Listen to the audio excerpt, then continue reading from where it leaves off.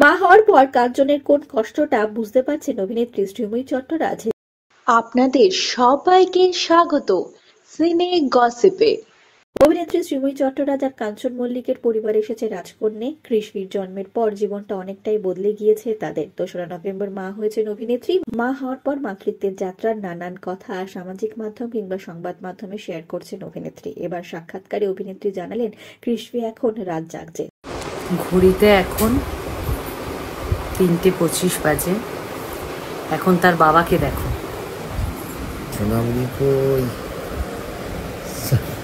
কি করছো?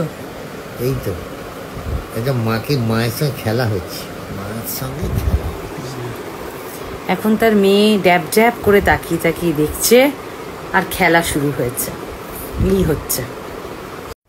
দিদা জেগে বসে আছে, ঘড়িতে এখন ৩:২০। আর এই যে ন্যানি এখন বিছানা করছে, পিসিমণি বিছানা করছে ৩:২০। সবাই মোটামুটি জেগে, কোনো অসুবিধা নেই। শ্রীময়ের কথা, অন্তঃসত্ত্বাকালে সময়টায় আমি যেভাবে কাটিয়েছি ঠিক সেভাবেই করছে ও। কৃষ্ণী ভোর 6:30 পর্যন্ত জেগে থাকে, তারপর ঘুমোয়। আমার ওই সময়টা রাতে ঘুম আসতো না, সারাদিন ঘুমোতাম। কাঞ্চন বলতো, আমি সারাদিন কাজ করে আসি, তুই তো ঠিক সুযোগ বুঝেই ঘুম পুষিয়ে নিস।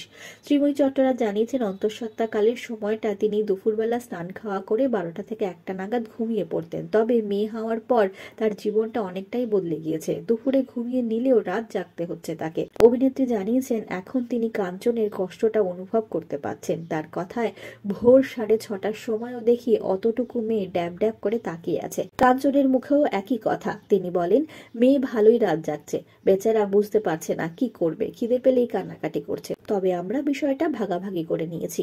তবে অবশ্য মেয়ের জন্য রাত জাগাটা কাঞ্চনের কাছে কোনো পরিশ্রমী বলে মনে হচ্ছে না। তিনি বলছেন, একজন নারী যেটা করতে পারে সেটা কেন একজন পুরুষ করতে পারবে না। গর্ভাবস্থায় শ্রীময়ী শরীরে নানা রকম সমস্যা দেখা গিয়েছিল।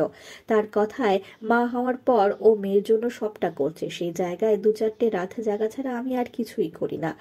আমরা হলাম সিনে গসিপ। জুড়ে থাকুন আমাদের সঙ্গে, সাবস্ক্রাইব করুন আমাদের এই ইউটিউব চ্যানেলটি।